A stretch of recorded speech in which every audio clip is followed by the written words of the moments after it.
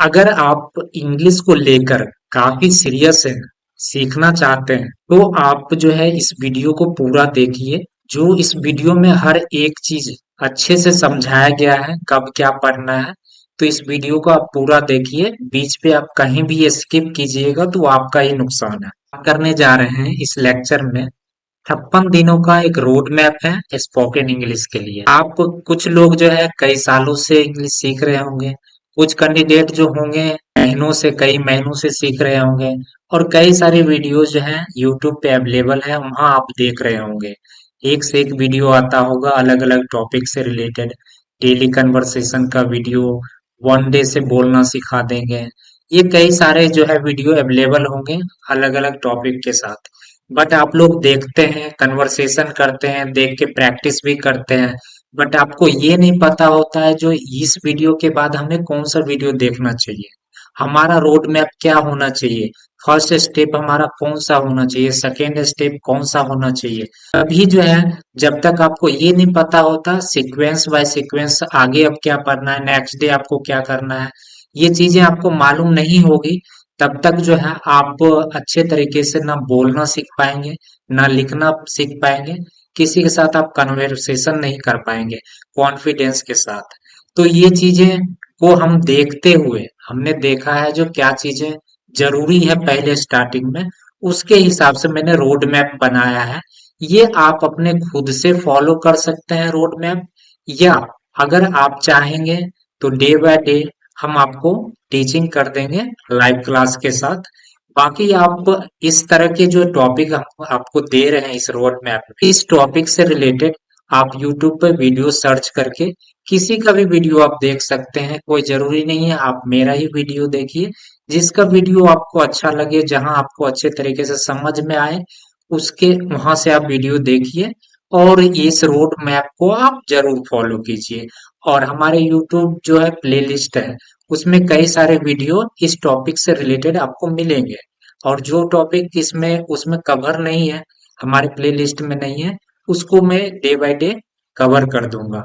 बाकी अब आगे हम देखते हैं किस तरह का रोड मैप है, और ये रोड मैप जो है आपको फॉलो जो है जरूर करना है डे बाय डे, एक कंसिस्टेंसी के साथ। जब तक आप कंसिस्टेंसी के साथ फॉलो नहीं करेंगे, आप नहीं सीख पाएंगे। ये जो काम दिया गया है वो काम को आपको पूरा करना है ऑनेस्टली। सबसे पहले आपको क्या करना है, पहला दिन आर्टिकल आपको पढ़ना है। आर्टिकल ज्यादा नहीं होता है, आर्टिकल्स में चीजें आप एक दिन में सिर्फ आपको समझना है, आर्टिकल कुछ नहीं करना है। आर्टिकल में क्या लिखा है, क्या बताया जा रहा है, कैसे यूज होता है आर्टिकल, उसके बारे में आप समझेंगे। इससे क्या होगा, आगे जब आप बढ़ेंगे तो आर्टिकल का जो है यूज स्टार्टिंग से ही शुरू हो जाता है। तो जब तक आपको ये नहीं पता होगा आर्टिकल का यूज कैसे होगा, किस तरह से होगा, कहाँ पे होगा, आपको प्रॉब्लम होगी सेंटेंस बनाने में या बोलने में, आपको प्रॉब्लम होगी। तो इस चीज के लिए आपको आर्टिकल एक दिन समझना है। सेकेंड डे में आप आ जाइएगा, तो इसमें use of is am are है। इसमें यूज इज एम आर का जो है सिंपल यूज जहां पे होता है, उसके लिए आप इसको प्रैक्टिस एक दिन जो है प्रैक्टिस करेंगे सिंपल, और कुछ नहीं करना है। इसको समझ लेना है कॉन्सेप्ट इज एम आर का, सिंपल यूज कैसे होगा, और इसकी प्रैक्टिस कर लेनी है। उसके बाद आ जाइए तीसरा दिन जो है, इसमें वाज वेयर का ठीक इसी तरह जिस तरह का इज एम आर का प्रैक्टिस आपने किया और कॉन्सेप्ट को समझा, उसके बाद आपको प्रैक्टिस करनी है। सबसे पहले कॉन्सेप्ट को समझनी है, उसके बाद प्रैक्टिस करना है। ठीक चौथे दिन में आपको सेल एंड विल का इसी तरह से करना है, जिस तरह से आप वाज वेयर का करेंगे, ठीक इसी तरह से सेल एंड विल का भी करेंगे। अब आ जाइए पांचवें दिन, आपको क्या करना है, this, that, these and Dooj, इसको जो है समझना है, जो इसका यूज कहाँ पे होगा, किस तरह से होगा, इसको इसके कॉन्सेप्ट को समझना है, और कुछ सेंटेंस आपको इसके अकॉर्डिंग बनाना है, और उसके बाद उसको बोलना है। ये भी एक दिन में ही होगा, क्योंकि जब आप आगे यूज करेंगे बाकी चीजें, तो इसका यूज बीच बीच में होता रहेगा।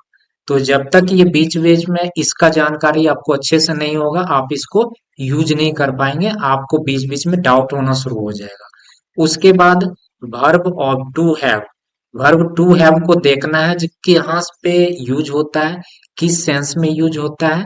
ये चीजें आपको समझ लेनी है एक दिन, और इसकी कुछ प्रैक्टिस भी कर लेनी है। ठीक है, ज्यादा आपको डीप नहीं जाना, हल्का प्रैक्टिस कर लेना है बस। अब आ जाइए 7वें दिन में आपको क्या करना है, use of infinitive with verb to have. तो इन्फिनेटिव के साथ जो है वर्ब का यूज टू हैव का, आपको इसका भी कॉन्सेप्ट देख लेना है, कुछ सेंटेंस की प्रैक्टिस भी कर लेनी है। 8वें दिन आपको infinitive with verb to be का भी प्रैक्टिस करनी है, इसका कॉन्सेप्ट भी समझना है, कहाँ पे ये यूज होगा। ये समझने के बाद आपको आ जाइए डे 9 में। डे 9 में आपको इट का यूज जो है समझना है, कहाँ पे इट का यूज किया जाता है, और कुछ नहीं करना है। कुछ सेंटेंस आप बनाना चाहें तो बना सकते हैं, और प्रैक्टिस भी कर सकते हैं। ज्यादा ज्यादा आपको डीप में नहीं जाना है, सिर्फ लाइटली लाइटली आप चीजों को आपको समझना है और प्रैक्टिस करना है। 10वें दिन में आपको आ जाना है, देयर का यूज देखना है कि कहाँ पे किस सेंस में देयर का यूज होगा, इसका भी कुछ सेंटेंस आपको बना लेना है। उसके बाद 11वें दिन में आपको यूज ऑफ वर्ब, वर्ब का आप या तो चार्ट बना लीजिए, जितने भी वर्ब हैं उसके चार्ट बना लीजिए। कम से कम आपको स्टार्टिंग में जो डेली यूज में वर्ब्स आते हैं उसका आप चार्ट बना के आप वॉल पे चिपका सकते हैं, या पेज पे लिख के आप रख सकते हैं, ताकि जब भी आपको वर्ब का जरूरत पड़े, कहाँ पे किस तरह से यूज होगा, आप इजी वे में उस वहां से देख के उसका यूज कर लेंगे। क्योंकि जब भी आप आगे बढ़ेंगे, स्पोकन हो या राइटन हो, आपको जो है वर्ब फॉर्म आपको पता नहीं रहेगा, तो आप उस सेंटेंस को जो है बना नहीं पाएंगे, आपको बीच में प्रॉब्लम हो जाएगी, गलतियां वहीं पे सबसे ज्यादा होता है। तो वर्ब फॉर्म का वीडियो भी है अवेलेबल हमारे पास। और जैसे कि आप हमारे ग्रामर का बुक खरीदते हैं, तो उसमें वर्ब फॉर्म भी अवेलेबल है, कई सारे ग्रामर के स्ट्रक्चर भी दिए हुए हैं, अच्छे से ग्रामर में उसमें पढ़ाया गया है। तो वहां से आप ई बुक परचेज करके आप वहां से भी आप ले सकते हैं। बाकी आप कहीं से भी आप चाहें तो परफॉर्म आप यूज कर सकते हैं, वीडियो देख सकते हैं, या आप लिख सकते हैं, जिस तरह से आपको ठीक लगे आप वहां से कर सकते हैं। उसके बाद आपको क्या करना है, टेंस शुरू कर दे। टेंस में सबसे पहले आपको क्या पढ़ना है, सिंपल प्रेजेंट टेंस पढ़ना है। ज्यादातर हम लोग बात जो करते हैं स्पोकन में, सिंपल टेंस में ही ज्यादातर बात होती है। रोजमर्रा की जिंदगी में जो भी बातें होती है वो सिंपल में ही ज्यादातर यूज होता है। तो सिंपल टेंस की आपको प्रैक्टिस करनी है जितना हो सके। निगेटिव सेंटेंस, उसके बाद interrogative sentence, WH question sentence, ये सभी की प्रैक्टिस जो है आपको ज्यादा से ज्यादा करना है। जितना आप ज्यादा कर सकते हैं उतना आप कीजिए। सेंटेंस बनाइए, फिर उसको बोलिए, फिर नए सेंटेंस फ्रेम कीजिए और उसको भी बोलिए। ठीक उसी तरह आपको सिंपल पास्ट में भी करना है 13वें दिन, सिंपल फ्यूचर का भी करना है। और इसका कॉन्सेप्ट बहुत क्लियर होता है। सिंपल का कॉन्सेप्ट आप समझेंगे, उसके बाद क्लियरिटी के साथ आप उसको बोलेंगे। उसके बाद 15 दिन आता है। 15वें दिन आपको जो भी आपने सिंपल सेंटेंस पढ़ा है, प्रैक्टिस किया है, उसका आपको टेस्ट करना है खुद से। या आप हमारे वेबसाइट पे जा सकते हैं, वहां से आप टेस्ट का पेपर दे सकते हैं जो आपने कितना सीखा है। तो इसका डिस्क्रिप्शन में लिंक वेबसाइट का अवेलेबल है, वहां से आप हमारे वेबसाइट पे जाके आप सेल्फ टेस्ट दे सकते हैं, फ्री ऑफ कॉस्ट टेस्ट है। अब आ जाइए 16वें दिन में आपको क्या करना है, प्रेजेंट कंटिन्यूअस स्टार्ट करना है। इसकी भी आपको प्रैक्टिस करनी है। ठीक है, कॉन्सेप्ट समझ लेना है स्ट्रक्चर का, और किस सेंस में यूज होता है वो समझ लेना है, और ज्यादा से ज्यादा प्रैक्टिस करना है। निगेटिव, इंट्रोगेटिव और WH क्वेश्चन का सभी का प्रैक्टिस अच्छे से कर लेना है।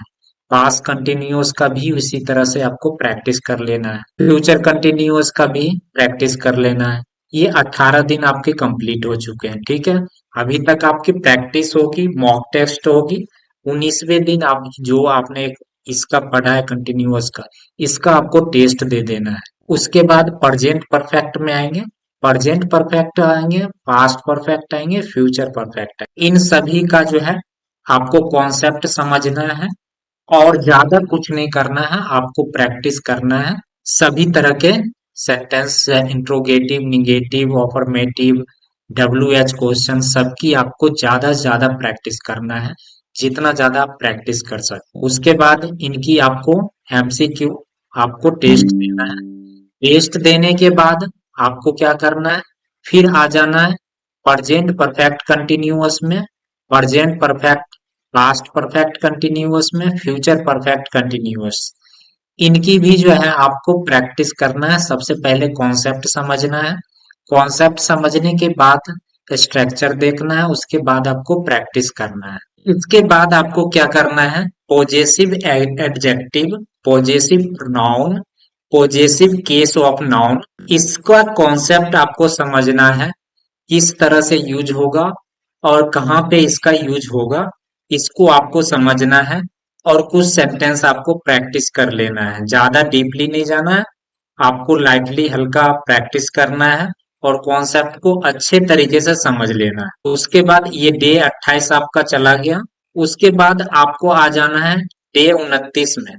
यहाँ पे आपको सिंपल मॉडल्स को जो है समझना है और उसकी प्रैक्टिस करनी है।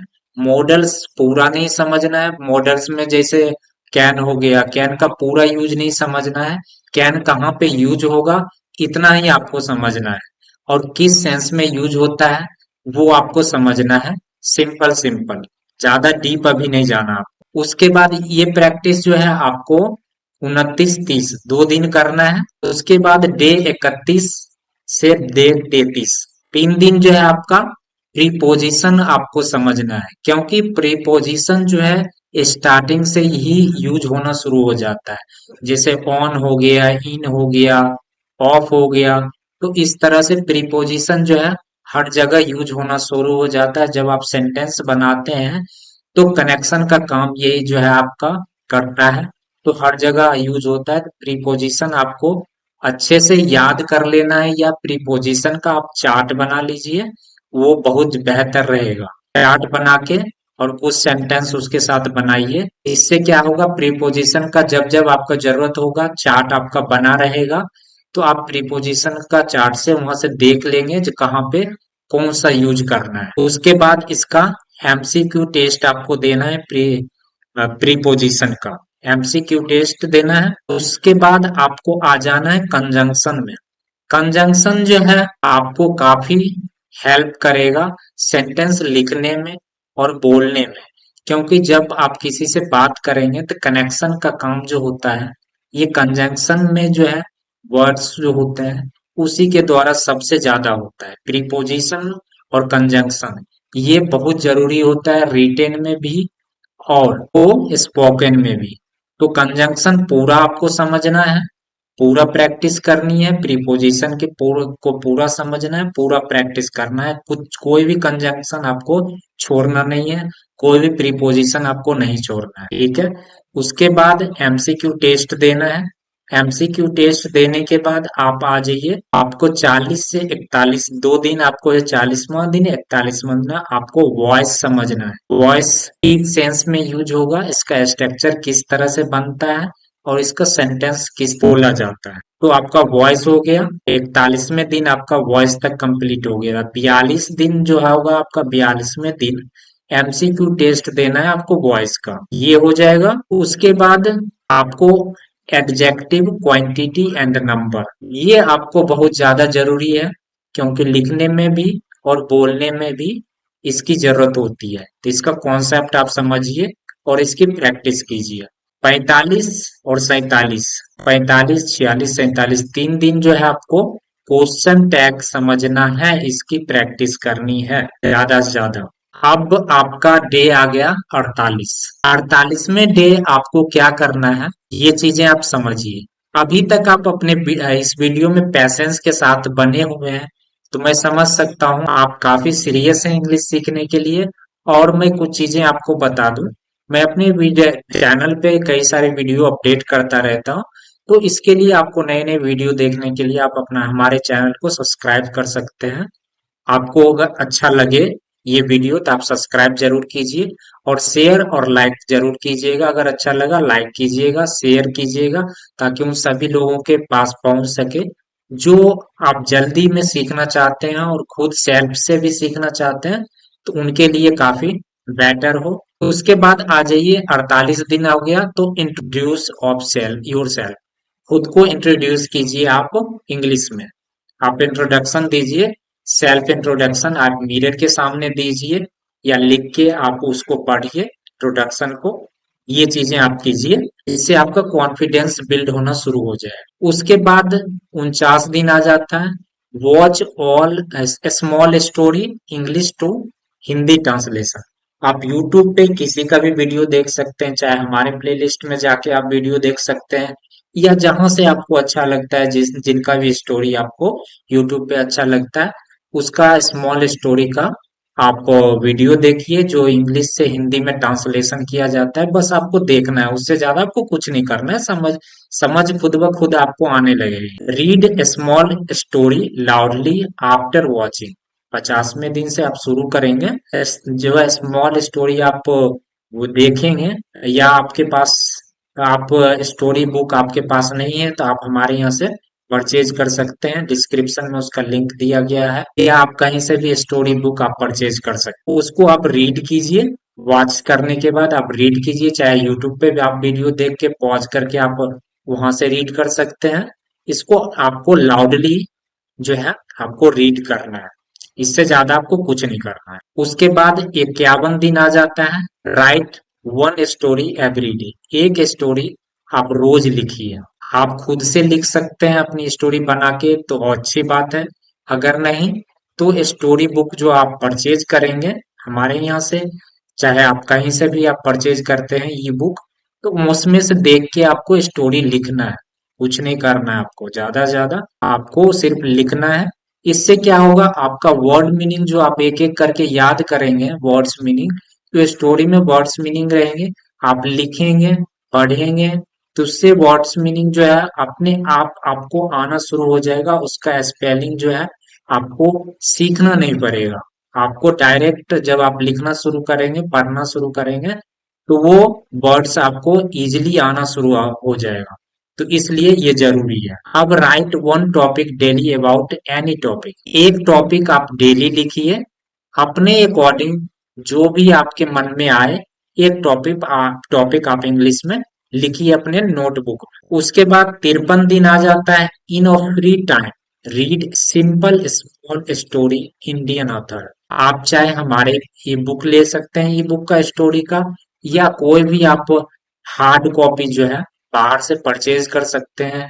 जो भी आपको अच्छा लगे वो स्टोरी का बुक आप परचेज करके, जो इंडियन ऑथर ने लिखा है उनका आप परचेज करेंगे। इससे क्या होगा, आपको जो है अंडरस्टैंडिंग बिल्ड होना शुरू हो जाएगा, जो किस तरह से कहाँ पे सेंटेंस और किस सेंस में यूज हो रहा है, कौन सा सेंटेंस, सभी तरह के सेंस आपको समझना आ जाएगा। ताकि आपको कभी भी पढ़ेंगे, चाहे न्यूज़पेपर पढ़ लें चाहे कुछ कहीं भी आप इंग्लिश में पढ़ेंगे, आप इजीली अंडरस्टैंड कर पाएंगे। उसके बाद आ जाता है डे 54, वॉच कन्वर्सेशन वीडियो। जब कन्वर्सेशन वीडियो आप देखेंगे उससे आपको पता चलेगा जो स्पोकन में किस तरह से कौन से वर्ड्स कब यूज किया जा रहा है, कौन सा सेंटेंस कैसे यूज किया जा रहा है। आप साथ में उसकी प्रैक्टिस भी कर सकते हैं। सबसे पहले आप देखिए, जितना आप देखिएगा आप उस चीज को समझना शुरू कीजिएगा, तो बाकी चीजें आपने जो सीखा है आप खुद ब खुद बोलना शुरू कर दीजिएगा। उसके बाद डे 55, वॉच इंग्लिश एपिसोड। आप क्या कीजिए, इंग्लिश का एपिसोड देखिए, जो एपिसोड आपको अच्छा लगता है, चाहे सीरियल हो गया या पॉडकास्ट हो गया या किसी भी तरह का, या मूवी हो गया, जो भी आपको अच्छा लगता है आप आधा घंटा 1 घंटा जितना देर आप देखना चाहें आप अपने अकॉर्डिंग देख सकते हैं कुछ भी। अब आ गया last day, day 56, write down every day new vocabulary. इस बीच में आप जो भी कीजिएगा, जो भी नया वीडियो आप स्टोरी पढ़िएगा, उस टाइम जो आपको नया वोकेबलरी आएगा जिसका मीनिंग आपको नहीं पता, वो आप अपने नोटबुक में राइट डाउन कर लीजिए। उसके बाद जब आप लिखिएगा उस टाइम आपको कुछ वोकेबलरी नहीं पता होगा, वो आप राइट डाउन कर लीजिएगा। तो ये चीज, और वीडियो देखिएगा तो वहां पे कुछ वोकेबलरी ऐसा होगा जो आपको नहीं पता होगा, तो वो आपको राइट डाउन करना है और उसकी मीनिंग आपको देखना है। इससे क्या होगा, आपको जो भी चीजें नहीं आएगी जब आप किसी के साथ बात कीजिएगा या कभी भी आप लिखिएगा तो वो वर्ड मीनिंग ही आपको नहीं पता रहेगा तो आप यूज कैसे कर पाइएगा। तो वो जब आपको याद रहेगा तो आप इजिली वे में आप लिखते समय या बोलते समय आप उसका यूज कर पाइएगा। बाकी चीजें आप इससे आप एडवांस लेवल आगे बढ़ना चाहते हैं तो इस वीडियो में आप कमेंट कीजिए, जो हमें एडवांस का जो है रोड मैप आप दीजिए तो मैं एडवांस का भी मैं आपको रोड मैप दूंगा। और बाकी सभी चीजों के लिए आप स्पोकन इंग्लिश, स्टोरी बुक, उसके बाद grammar book, daily conversation book, सभी का जो है ई बुक हमारे पास अवेलेबल है। नीचे आपको डिस्क्रिप्शन में लिंक उसका मिल जाएगा, वहां से आप परचेज कर सकते हैं। आप वेबसाइट पे जाके और भी कई तरह के जो है ग्रामर वो चीजें आप सीख सकते हैं, टेस्ट पेपर दे सकते हैं। हमारे यूट्यूब में प्ले लिस्ट में जाके आप कई सारे वीडियो आप देख सकते हैं, ग्रामर से रिलेटेड हो गया, स्पोकन इंग्लिश से रिलेटेड हो गया। ये वीडियो कैसा लगा इसका फीडबैक आप जरूर दीजिएगा। Thank you so much.